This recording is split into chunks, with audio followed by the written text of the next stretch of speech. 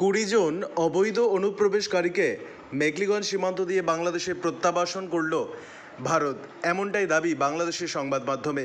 যদিও বিএসএফ এ নিয়ে এখনও পর্যন্ত কিছু জানায়নি। ২০২৫ সালের ২১শে মে রাত ও ২২শে মে ভোরে ভারতের সীমান্তরক্ষী বাহিনী বিএসএফ ২০ জন বাংলাদেশি নাগরিককে আনুষ্ঠানিকভাবে বাংলাদেশে ফেরত পাঠায়। এদের মধ্যে ১১ জন নারী, ৭ জন শিশু ও ২ জন পুরুষ ছিলেন।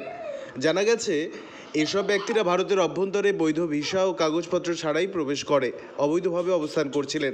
গ্রেপ্তারের পর যাচাই বাছাইয়ে তাদের বাংলাদেশি পরিচয় নিশ্চিত হলে সীমান্তের নির্দিষ্ট পয়েন্ট দিয়ে তাদের বাংলাদেশে ফেরত পাঠানো হয়।